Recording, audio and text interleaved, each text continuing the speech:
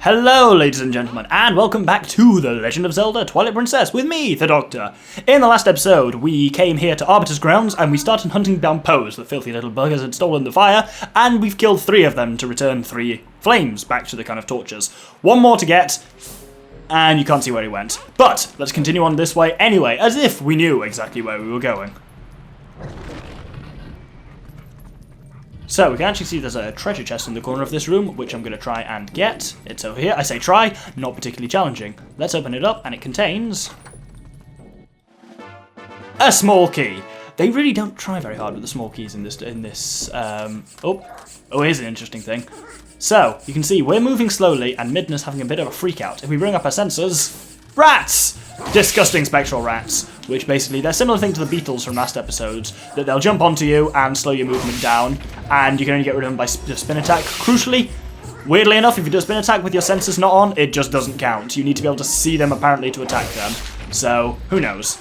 Either way, spectral rats, minorly annoying. But what I was going to say, minorly is not a word, what I was going to say is that, yeah, their use of small keys in this dungeon, they're not even trying. I suppose there it's just to make sure you go down there and work, basically to show you, introduce you to spectral rats, I guess. Either way, let's open up this door.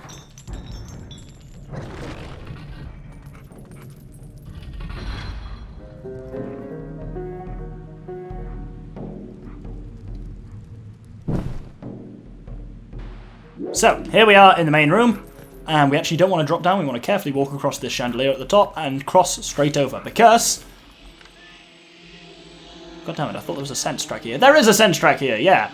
Poe came straight up here and went straight through here. So the other 3 were all on that side, but this one's on this side, where we've not been yet. So, Poe went straight ahead. Let's follow it down here. There are 2 chests in this room that you can see now. I'm not going to get either of them because they don't contain anything useful for me. They contain money, and I don't think we'll be able to get either of them because they'll be like, oh, no, you've got enough money already. Let's see what we can do though. First thing, I'm going to slide this block into position. There we go. Oh, don't want to do that. Let's open this chest. Oh, let's open this chest. Oh, dear God. A is dash as well, so sometimes you occasionally go a bit mental when trying to do fine positioning. And we got 20 rupees. Yeah, the other one in this chest contains 50 rupees, which we won't be able to get because our wallet is full, so it'll just say that. So, need to cross over there behind us. Wow, over there behind us actually would... Oh dear. Hello. Come on. Oh, why are the Moldorms just throwing themselves at me? Really? But yeah, over there, actually behind the chandelier, would be the other side of the room, the way back into the main chamber. Which, getting to which doesn't really get us anything, so we want to go to the other door, that one that's to our right now. But how to get there? It's slightly interesting. What we need to do is pull this thing all the way back. And when it locks, you'll see there's a little square in the middle. Stand in the square. That's got 100 rupees in it, but if we just stay here, hold our nerve! The chandelier falls around you, which allows you to climb up it and hop up here. From that position, you actually can't hop over and get that chest, but it's only got money that we don't need in it. And the Poe came this way. Did he? I'm not very good at spotting these trails. There we go. Definitely went through there. I'm not making shit up. Let's follow it. Now here we actually want to be human. And we want to make sure that we've got bomb arrows on. Let's bring them up. Because we're about to be introduced to a new enemy.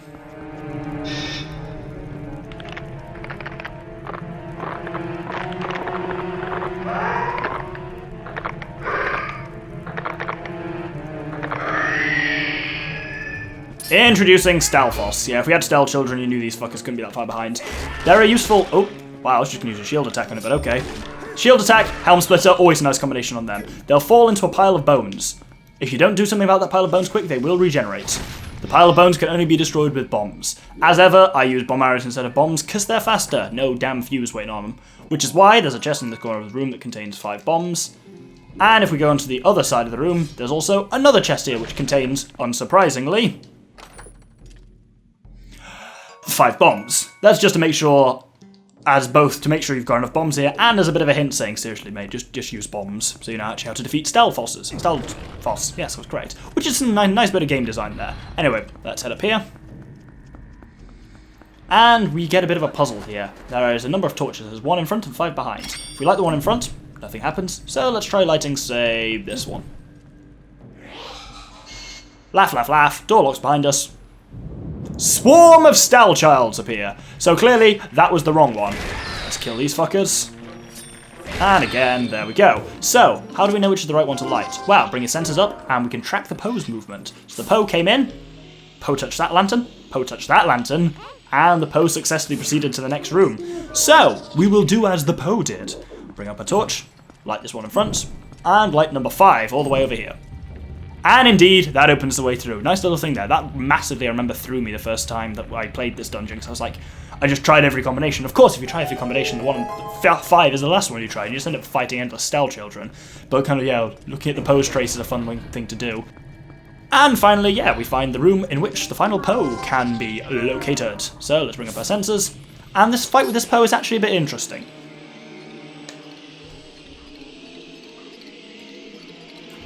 So yeah, it duplicates itself. Not it again, also quite like Ocarina of Time. So what you have to do is basically just target one of them and watch it. Dark Aura doesn't really work in this circumstances because the Dark Aura goes a bit too far beyond. So there we go. It's that one. It's that one. It's that one. There. Basically, one of them will turn real, and that's the one you got to make sure you attack. Fortunately we were L targeting the right one there, but we may not be this time. Let's find out. Oh, they're going faster and in the other direction. This is exciting. What's it gonna be? And there we go. Ha! We're on the right one again. That's awesome.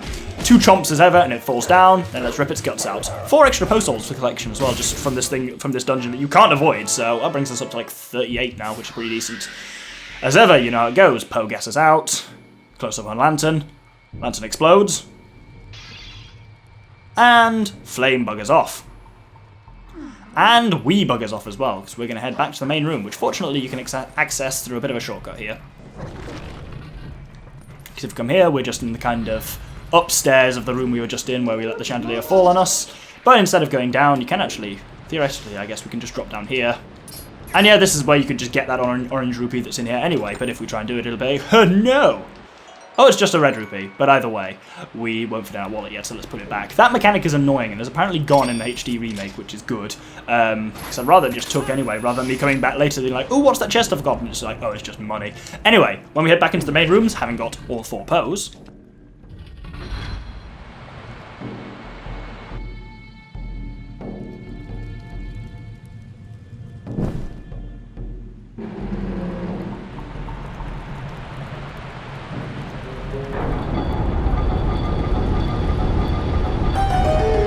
yep, unsurprisingly, the door opens and allows us to access the kind of the temple proper. So that was essentially just the kind of the warm-up temple, if you will. And the rest of the temple is a bit more fun. It's got quite an interesting feel to it. You'll see what I mean shortly.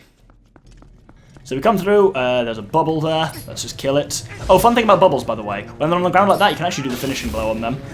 This is also one of the only times in the game where it's easy for the finishing blow to miss, because if you L-tag them from a while, they start moving. It's quite easy for them to then jump out the way, and your sword gets stuck in the ground, and you gotta take time to pull it out again. So that's fun. Stab this guy up a bit. And hold on a second, because something's gone interesting with the recording. Nope, it's fine. We're all good. Sorry, there was just a bit of a moment there where, because one of my, that's interesting. Ignore me. Everything's fine, just my monitor's being a bit weird. Let's head it through here. And we can head into the magical elevator shaft. So if we jump all the way down, basically it's got a spinner in it, and we can move the elevator up and down by pulling and pushing the spinner. Did not mean to go down, actually meant to go up. And let's go up again, until we're on the same level as these things. And up once more, please. Oh, those are things. Right, so there's actually a treasure chest on our level, which is what we need. Let's kill this fucker. Yeah, no, what happens basically, so I have like 2 monitors. One which is like my side monitor, and then my main monitor, I press a button to flick it between being my monitor and my TV.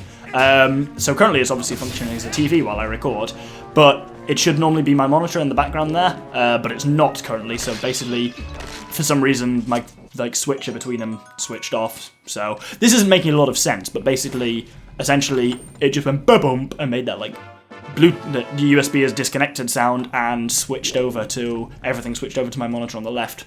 Except the game, obviously, but the upshot of that is I thought that my capture card or my microphone had bollocksed, so I was like, oh, time to re-record this then, but it didn't happen, so we're all good. Anyway, now we've got the small key from that chest, we can push the mystical elevator all the way down to the bottom, and in doing so, there is a door here. A key door, which you just got a key for by going slightly up. How convenient.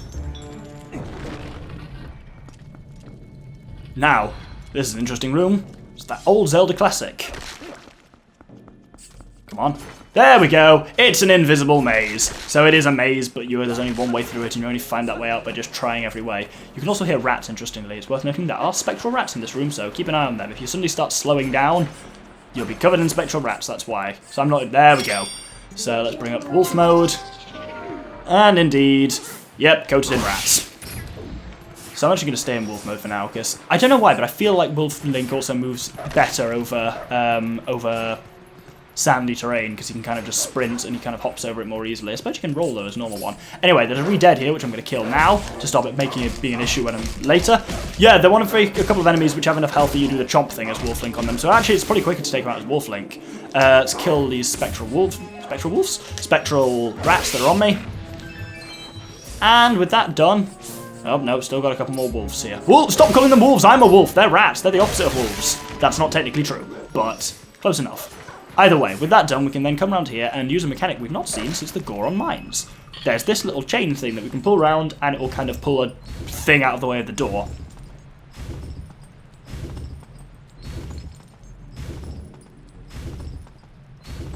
And when that's pulled as far as it can, we let go, and we quickly run round. This is why I went to the other side first and killed the re-dead and the spectral wolves, because otherwise you get stopped by him here.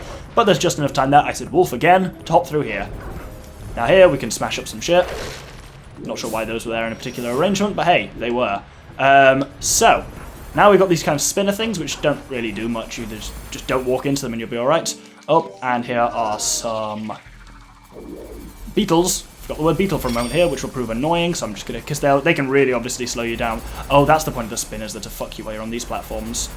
But, before we proceed, we can actually see something interesting on the minimap. You can see this blue blob, and look at that pot. It's got some head in it.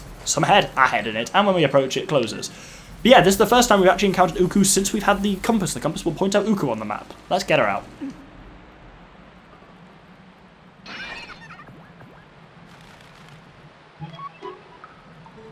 Phew, free at last. Gracious, you're that nice fellow who helped me out the other day. How nice to see you again. Well, now that we've found each other again, let's stick together for a bit, I'll be right with you, so if you want to warp out, just let me know. Fun fact, Uku will do exactly the same speech about, oh, it's you again. If you knock that pot open as Wolf Link, you won't transform back into a human, but she'll still be like, ah, it's you again. And you're like, really? You've not seen us like that before. Either way, slight continuity errors, but there are worse things to happen. Once again, bring up the lantern, otherwise these beetles could annoy you while you're trying to avoid the Spinner of Death. And cross over and hop down here and encounter some fun friends. There are Stealthos here. Since you need to bomb them anyway, Stealthos are really easy to defeat just with bomb arrows. Literally one shot from a bomb arrow will kill them, and release a shit ton of hearts in the process. Didn't really need those, but either way. There is one more over here, I believe. Hey Stealthos, how's it going? I'm going to explode your face, and wallop! There we go. With all three of them defeated, the gate opens. I didn't really point out that gate, but that gate is backed by the Spinner o' Death. Yeah, it's so useful now having 60, well, more than 60 bombs, fucking hundreds of bombs, and 60 arrows. Just means you can carry 60 bomb arrows at any one time, which means very useful, as I say, because I don't like using bombs, because they're slow and annoying. Now we can come around here, and hop up here. Once again, I'm going to bring up the lantern, because otherwise this section is very annoying, because if you get beetled here, you're kind of fucked. You can grapple between the grapple points on this, but that's not really strictly necessary. You can just walk between these things. Yeah, the beetles might annoy you. God damn it, John Paul. Ringo and whoever the hell the other one was. George Harrison, that's it. I forgot. Well, he's probably the least memorable of any of the Beatles anyway. But, shit jokes aside, I don't know why I took my lantern out, let's put it away, and head into this oddly arena-shaped room. And the camera fades to black on going through the door, which can never be a good sign.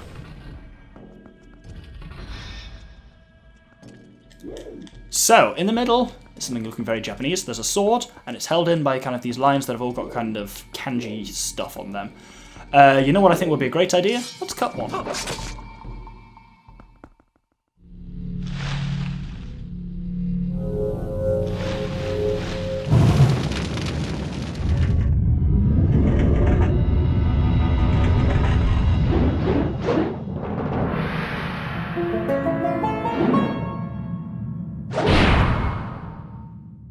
Why do I get the feeling that we just unleashed some eldritch horror? This is the weirdest prison ever! But anyway, if we wolf up, and bring our sensors up, we can actually see the creature. It's not just a floating sword.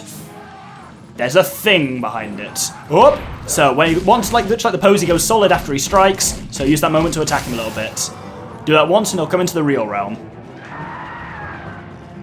Gotta praise the creature design on that guy. He looks cool as shit. But as for fighting him, arrows are your friend here. Because he'll move around, and in this stage he's completely not L-targetable. What you have to do is just bring up, not your fucking lantern, bring up an arrow and shoot him. He'll then spin around wildly, and it's kind of freaky actually. He makes weird noises. But yeah, his design looks awesome, like he's a proper like ghostly demon thing. Once again, yeah, when his sword hits into the ground, jump attack him. I don't know if that hit actually counted or not. Let's try again. Wallop! And bring a sword up.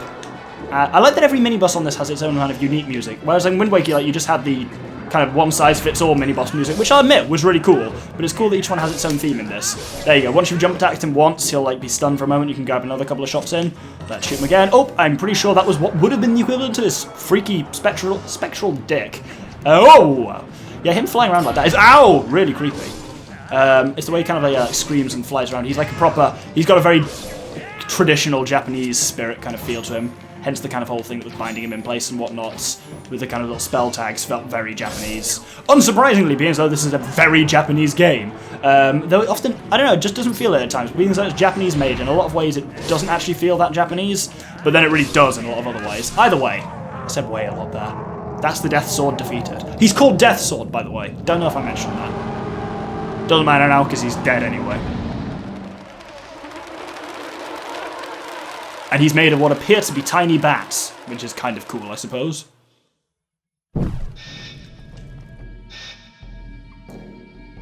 So, the way out opens up, and also the way forward to this particular bit of treasure. The dungeon item, one of my favourites in the game just because of how unique it is. Actually, going forward, all of the dungeon items, I would say, apart from one, are very unique.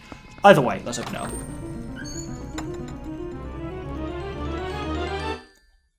You got the Spinner, an ancient machine designed to float over land. Set it to B and to hop on with B for a smooth ride, even over sand. Press B to attack enemies with spin power. Yeah, the Spinner is a really unique item. I would say this and the next two dungeons both have items which have never been in a Zelda game before, which means they're kind of always a bit more fun. If you press B, you will go onto the Spinner and you can just glide over sand like that for a while. You will lose momentum as time goes on, and you can press B to do a little jump like that, but even so, you will eventually stop moving and stop. But the Spinner has another really important use, which is grinding. You can hop onto a thing like this, and if you hold a direction and press B, you'll jump off and you can like jump onto other rails that way. And then, yeah, you get some momentum when you come off one of them, so it's kind of cool. It's just a very unusual item, but in a good way, I think. Either way, if we head back into the temple. And that's actually, I would say, a good point to end the episode for the day. So, I'm going to show off something we've not shown off before. I'm going to show off Uku. Because I've been saying I'm going to do it for ages, so I'm actually finally going to do it. If we activate Uku... Ooh, did you want to leave? I can warp you right out. You can return right here, so there are no worries. Warp out! Yes, yes, now, leave it to me.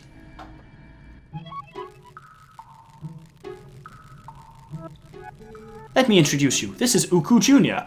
Somehow, even more disturbing than Uku, as if a chicken with the face of a man wasn't disturbing, they just make a flying head. Ugh. Anytime you want to walk back to this spot from outside, ask him. If you want to meet me at the entrance rather than warping here, just go there and I'll meet you. Now, bon voyage, you two.